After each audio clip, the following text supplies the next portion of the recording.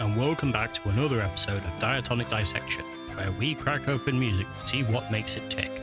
In this video, we'll be looking at the ending music for Sonic the Hedgehog 2. This is the music that accompanies you as you somehow survive atmospheric re-entry after defeating Robotnik and blowing up his space station thing. This isn't a science channel, so we're not going to question it.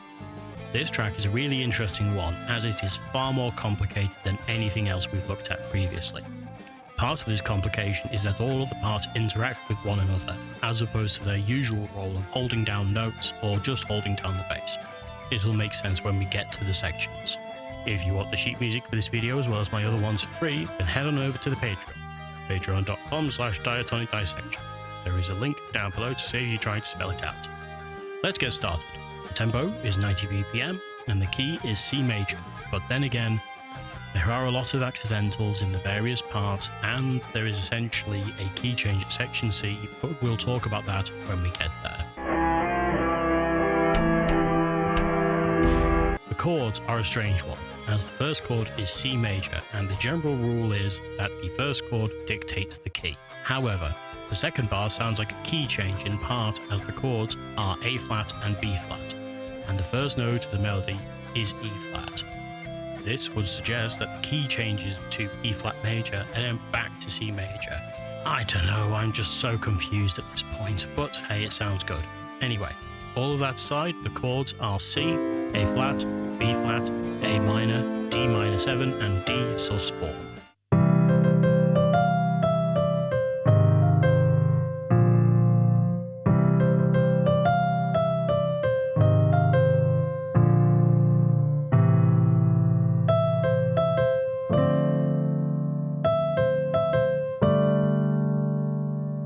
The sharp-eared among you may recognise that the main melody is the same melody as the options menu. As I said in the chord section, there is an E flat to watch out for, but it only appears twice. There is also quite a bit of string crossing, so there's that to keep an eye out for as well.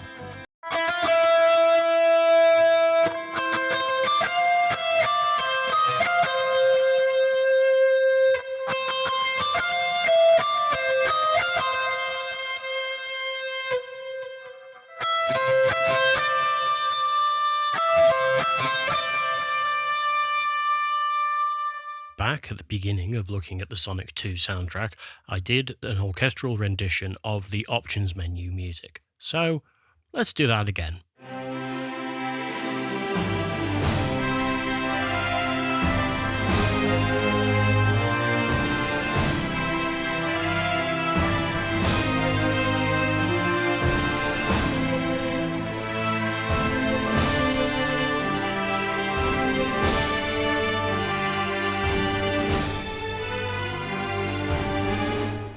The extra melody parts are interesting as they are far more than just the usual held notes we've seen so far. From this point onwards, we'll be going into boring music theory territory, so if you just want to get to the performance, just go to the timestamp on screen. Still here? Okay, let's get into the harmonic minutiae of this section.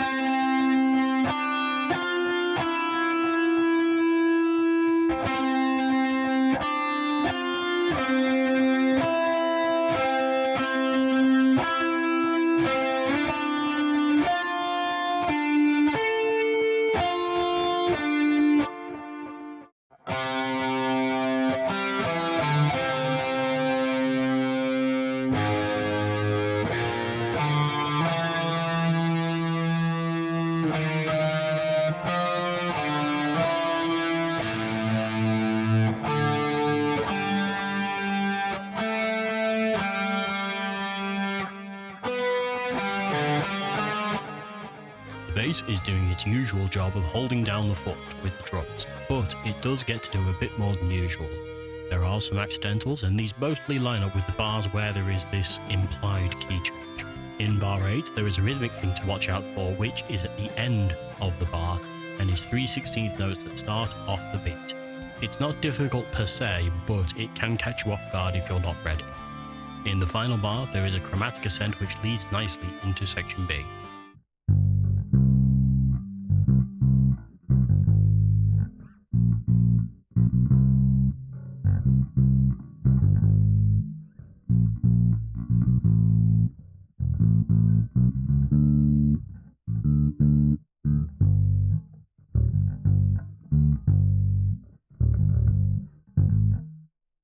The drums are very simple, but they do a great job of bringing everything together.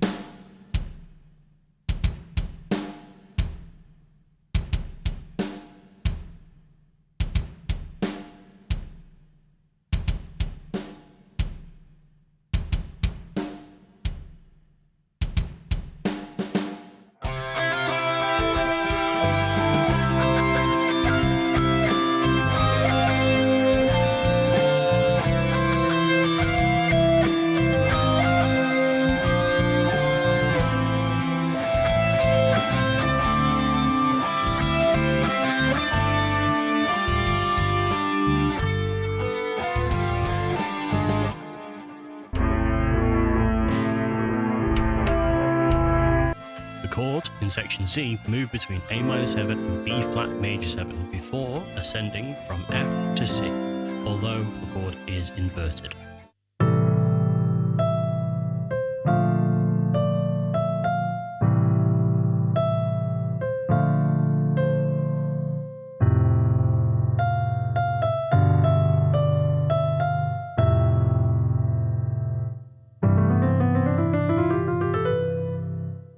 There are a couple of things to note in the main melody for section B.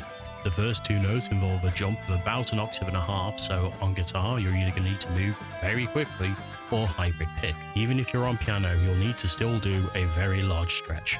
The other thing of note is the run of 16th notes at the end of the section. It goes up 4 notes, back 1, before going up another 4, and so on.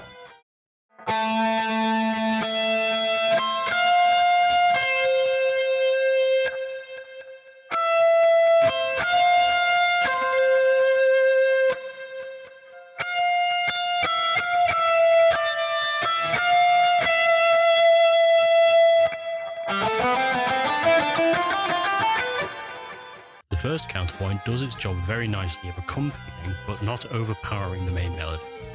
The part is pretty simple on the whole, so I don't have much to add. The next clip is this section's theory video, so if you just want to go to the performance, go to the timestamp on the screen.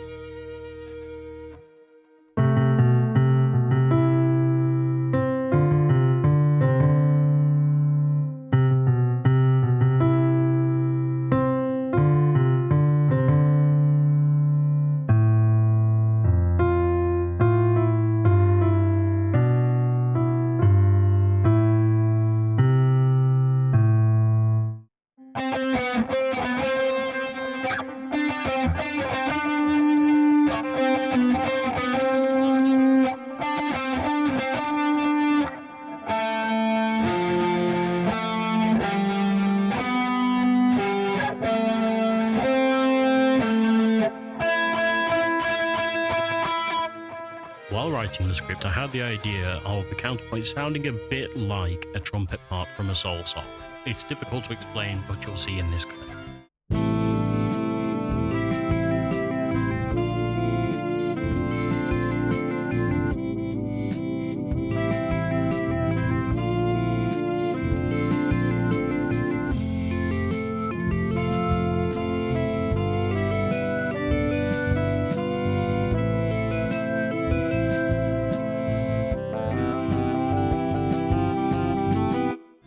The second counterpoint is kind of like a counterpoint to the first one, as it plays in response.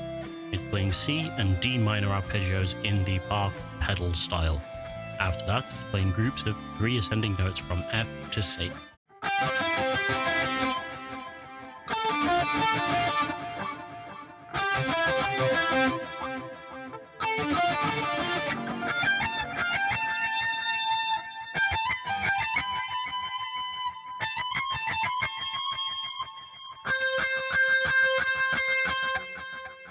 Not much to say about the bass part, but there are some accidentals and another 3/16th note group that starts off the beat.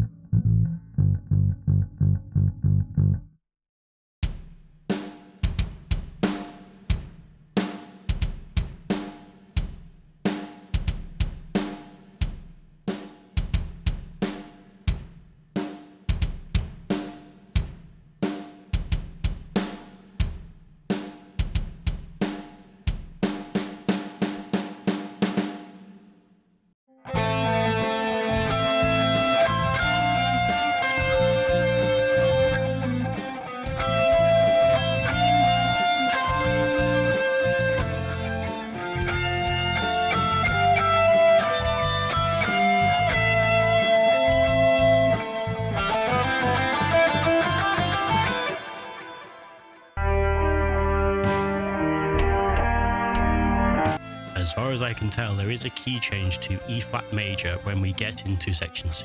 The chords used are E flat, G minor over D, A flat, B flat, C minor, G augmented over B, F, F minor, B flat 7 and A flat sus4 over D flat.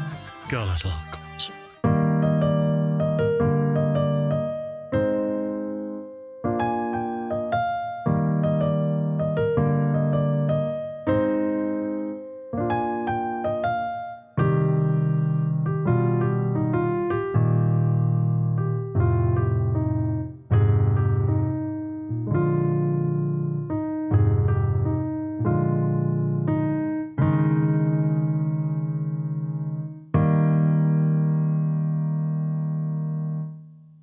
The main melody for section C is, again, fairly simple, but it provides enough space for the counterpoint to do all of the heavy lifting melodically. The end is done at the very top of the guitar neck to help it stand out, as there is a lot going on in the mid-range with the 2 counterpoints.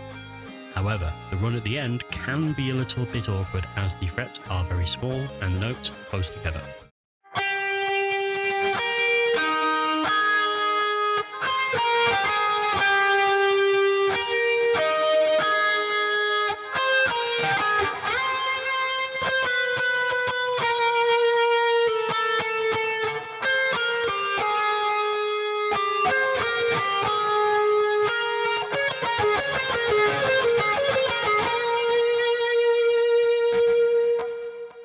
All of section C has a bit of a rock opera / meatloaf feel to it, and I don't quite know how to describe it.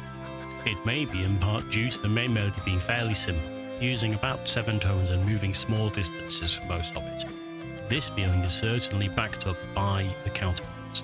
I don't know, I'm just an idiot making videos on the internet for entertainment, otherwise I will just doom scroll and fester. The first part of the first counterpoint has each segment starting on the root, E flat in this case, so it makes it sound almost familiar. I'm sure that there's a better way to explain this, but as we've established, I'm an idiot and not a professional. You'll see what I mean in the clip.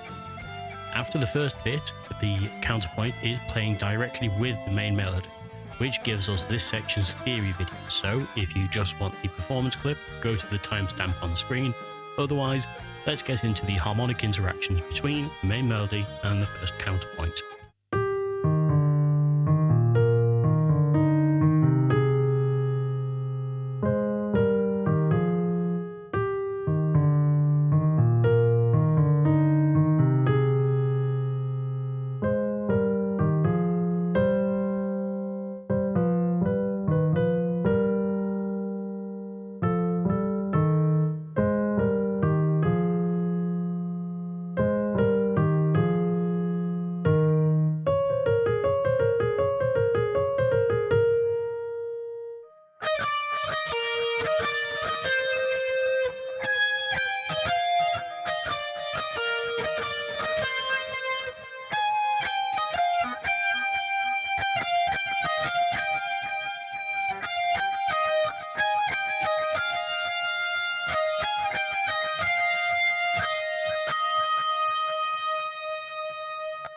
All I could think of while filming the first Counterpoint and the core videos was this big rock opera meatloaf sound, or Creepers Further Than Forever if you want a more modern take.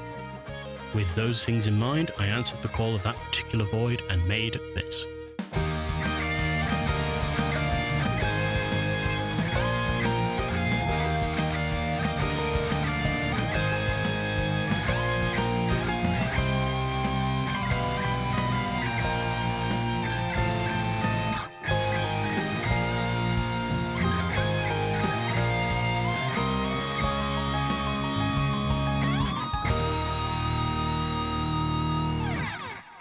The second counterpoint is playing more of a supporting role in section C, as it's pretty straightforward, but there are a couple of things to watch out for.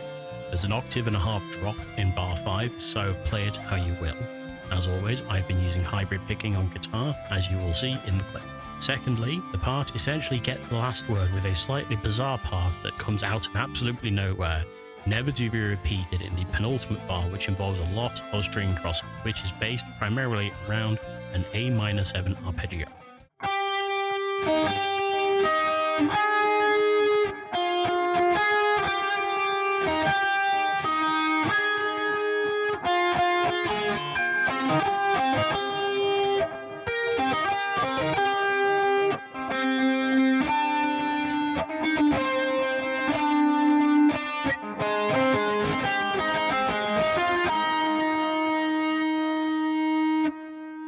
I don't have much to say about the bass part, apart from there is some quick string switching. If I hadn't realised that there was a key change, there would be many, many more accidentals.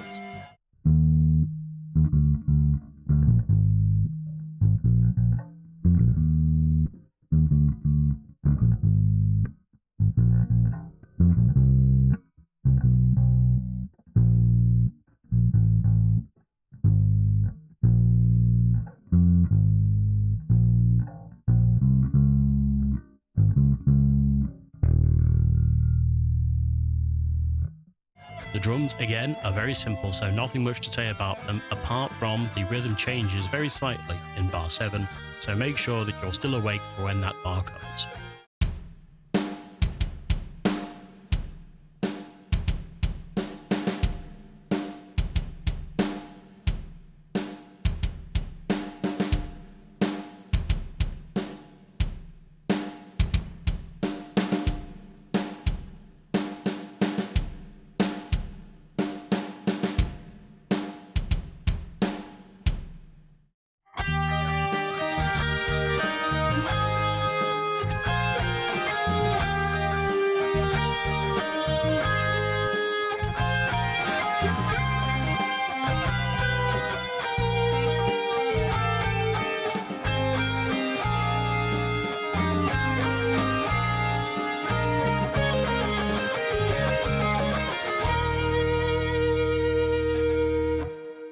And that's it.